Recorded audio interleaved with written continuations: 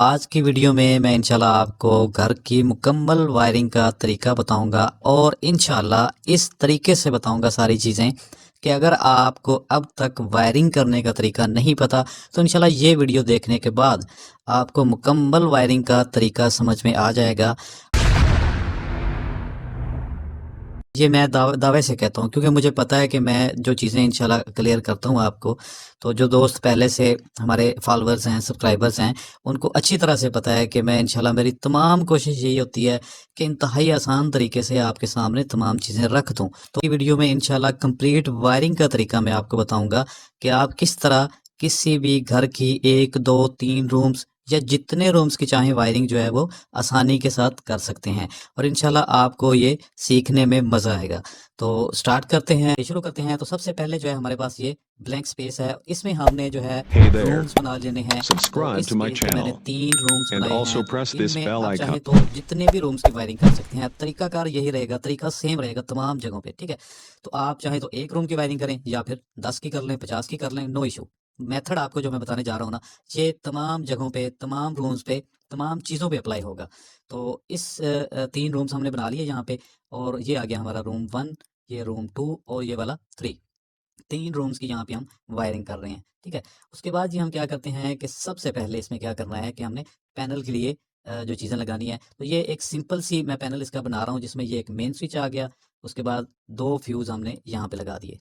तो अगर यहाँ पे आप एमसीबीज़ लगाना चाहें या फिर अर्थ लीकेज ब्रेकर लगाना चाहें तो वो भी इंस्टॉल कर सकते हैं। उसमें थोड़ी-सी चेंजिंग ये होगी कि तमाम एमसीबीज़ जो हैं, एक-एक रूम के लिए सेपरेट यानी 3 एमसीबीज़ लगेंगी और उनको सेपरेट यहाँ पे फ़ेज़ मिलेगा। और इंशाल्लाह किसी और वीडियो में मैं आपको पैनल्स के अंदर लगाने वाली ये तमाम चीज़ें जो ब्रेकर्स हैं, फ्यूज़ वगैरह जो भी चीज़ें पैनल में लगती हैं, ब्रेकर की अक़साम कौन-कौन सी होती हैं जो इस पैनल में लगाई जाती हैं, इंशाल्लाह वो भी किसी वीडियो में तफ़सील से मैं आपको शेयर करूँगा। तो चूँकि ये वीडियो काफ़ी लंबी हो जाएगी, अगर यहाँ पे हम तमाम चीज़ें डिस्कस करते हैं तो यहाँ पे हम स्टार्ट करते हैं इस पैनल से। तो इसमें हमने एक मेन ब्रेकर लगा लिया, मेन स्विच लगा लिया, 2 फ्यूज़ लगा लिए, ठीक है जी। अब रूम 1 के अंदर हम यहाँ पे एक बल्ब लगा लेते हैं और इसके साथ ये एक फ़ैन लगा लेते हैं, सीलिंग फ़ैन, ठीक है।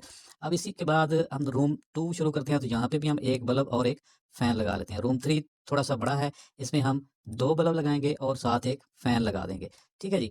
तो ये चीज़ें को हमने इन रूम्स के अंदर जो है वो लगा दी हैं। अब इसके बाद हमें बोर्ड्स चाहिए यहाँ पे लगाने के लिए इन रूम्स में, तो अब बोर्ड में हम क्या क्या लगाएँगे, यहाँ पे एक बल्ब ये है, एक पंखा ये है, यानी 2 लोड वाली चीज़ें हैं यहाँ पे, एक सॉकेट होगी उसमें, तो 3 ही उनके स्विचेज़ होंगे, ठीक है। तो ये बोर्ड हमने रूम 1 में लगा दिया, इसी तरह सेम रूम 2 में लगा दिया और यहाँ पे एक स्विच इज़ाफ़ी होगा क्योंकि यहाँ पे 3 लोड्स हैं, तो यहाँ पे हमने ये वाला बोर्ड लगा दिया, ठीक है जी। अब स्टार्ट करना है हमने। तो यहाँ पे मैं एक चीज़ यहाँ वाज़ेह करना चाहता हूँ फ्रेंड्स, जैसा कि मैंने बोर्ड बनाने वाली वीडियो में आपको क्लियर किया था कि जब भी हम बिजली का बोर्ड बनाते हैं या फिर वायरिंग करते हैं, आप समझ लें कि ये 3 रूम्स भी एक बोर्ड की तरह ही हैं, ठीक है? जैसे एक बोर्ड बनाने के दौरान आप उसमें वायरिंग करते हैं, वैसे ही आप इन रूम्स की वायरिंग के दौरान इसके कनेक्शंस करेंगे। तो मेरे ये जो पॉइंट्स मैंने आपको 2 बताए थे उसमें कि आपने 2 चीज़ें जो है ना अपने माइंड में यहाँ पे ही बिठा लें, बोर्ड की तरह। तो वो 2 चीज़ें क्या हैं कि एक कैटेगरी वाइज़ हमने इन चीज़ों को रखना है। अब तमाम स्विचेज़ जितने भी लगे हुए हैं तमाम रूम्स के, रूम 1, 2, 3, ठीक है? जितने भी रूम्स में स्विचेज़ लगे हुए हैं, इनको आपने कैटेगरी ए में रखना है।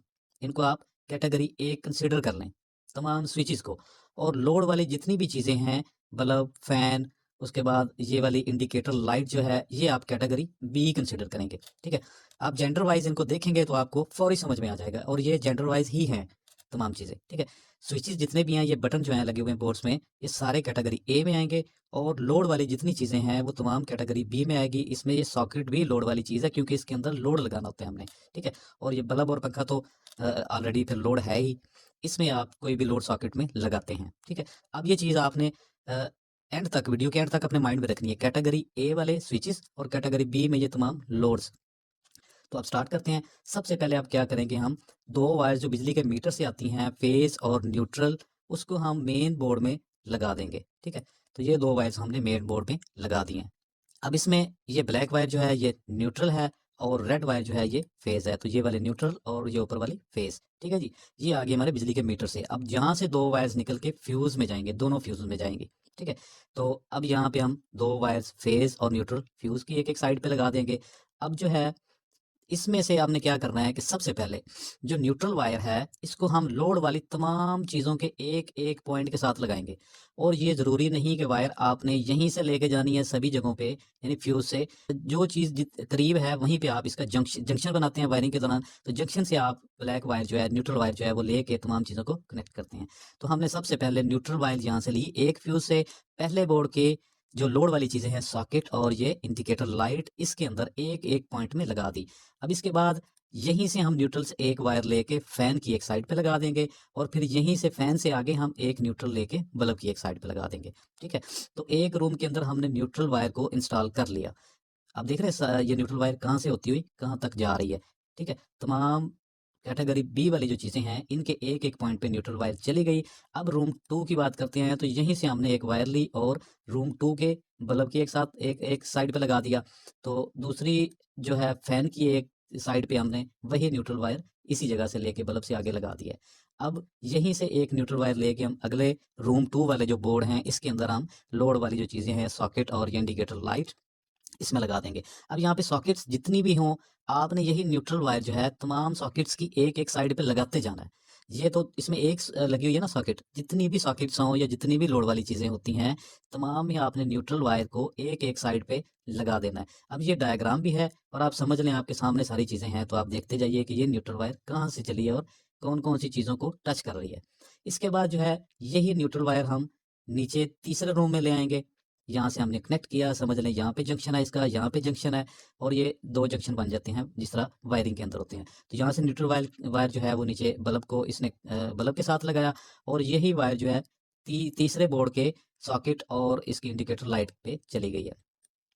तो अब ये न्यूट्रल वायर जो है, अब चीज़ें हमारे पास क्या बची हैं, एक फ़ैन ये और एक बल्ब जो है एलईडी बल्ब यहाँ पे जो आपको नज़र आ रहा है। तो एक न्यूट्रल वायर इसी से हम न्यूट्रल ब्लैक वायर लेके फ़ैन को लगाएँगे और इसी से एक वायर लेके हम इस बल्ब के साथ लगा देंगे। ठीक है जी? तो यहाँ पे हमारी न्यूट्रल वायर जो है ब्लैक जो यहाँ से स्टार्ट हुई थी फ्यूज़ को क्रॉस करते हुए, यहाँ पे अगर आप एमसीबीज़ लगाते हैं तो फ्यूज़ लगाना नहीं पड़ता, क्योंकि एमसीबीज़ जो है वो ब्रेक हो जाती हैं, कोई भी अगर शॉर्टेज होती है या कोई भी ओवरलोडिंग होती है सर्किट में तो।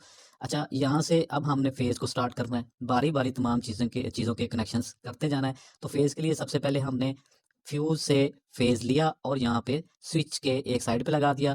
अब जिस तरह हमने न्यूट्रल तमाम बी कैटेगरी वाली चीज़ों की एक साइड पे लगाया, इसी तरह हम फ़ेज़ को तमाम ए कैटेगरी वाली, यानी ए कैटेगरी में सिर्फ़ स्विचेज़ हैं, यहाँ पे बटन्स हैं, तो एक साइड पे हमने फ़ेज़ को तमाम बटन्स में लगा दिया। ठीक है जी? ये रेड वायर हमने यहाँ पे कनेक्ट कर दी। अब इसी से रेड वायर यहाँ फ्यूज़ से पहले हमने वायर नहीं लेनी, फ्यूज़ के बाद में लेनी है यहाँ से।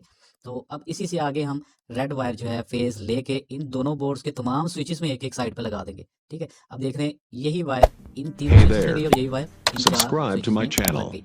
अब and also आपने क्या press करना this है, bell इसमें icon. अब जो चीज़ जिस बटन के साथ आपने जिस स्विच के साथ कंट्रोल करनी है उसके साथ कनेक्ट करते जाएँ।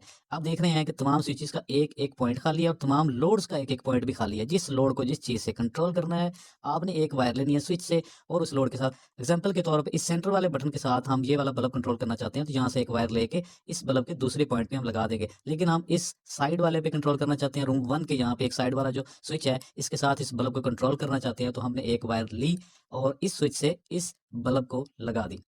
ये बल्ब जो है हमारा कंप्लीट हो गया।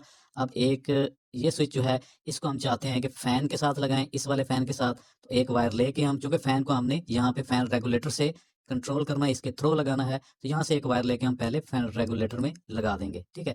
अब तीसरा बटन जो है, तीसरा स्विच, इसके ऊपर ये सॉकेट लगाना चाहते हैं, तो यहाँ से एक वायर का टुकड़ा इस सॉकेट के अंदर लगा देंगे। ठीक है जी? ये वाला भी लग गया।